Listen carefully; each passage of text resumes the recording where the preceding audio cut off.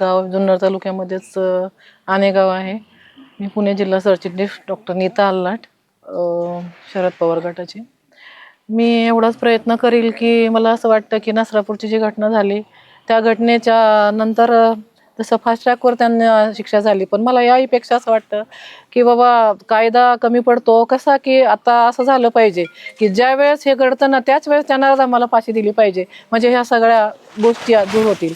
आणि शासनातर्फे मला पण वाटतं, आज बालकल्याण समितीच्या कमिशनर पण आहे तिथं, प्रत्येक ठिकाणी शाळा कॉलेजेस आणि गावागावामध्ये मला वाटतं आठवड्याला 15 दिवसाला अशी मीटिंग झाली पाहिजे. त्यांना थोडं शिकवलं पाहिजे, मुलींना त्यांना थोडं शिक्षण दिलं पाहिजे. आईवडिलांनाही त्यांना शिक्षण दिलं पाहिजे. आईवडिलांनी तेवढी मुलीची काळजी घेतली पाहिजे. का तर एकटं मुलीला पण घरात सोडणं एवढं कठीण झाले, पण आता त्यांची पण परिस्थिती अशी की कामाला रोज जायचं आणि घरात लक्ष द्यायचं की काम करायचं असले गरीब परिस्थितीनुसार.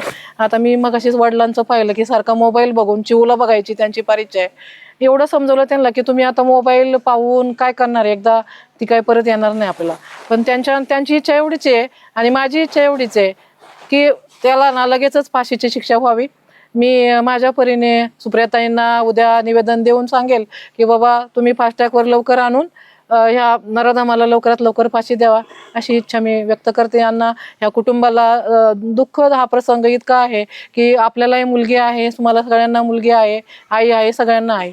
तर त्यांची विनंती सगळ्यांनी मान्य करावी, अशी सगळ्यांनी प्रयत्न करावा आणि त्यांच्या कुटुंबाला ही दुःख सहन करण्याची शक्ती मिळावी अशी ईश्वराला प्रार्थना करते.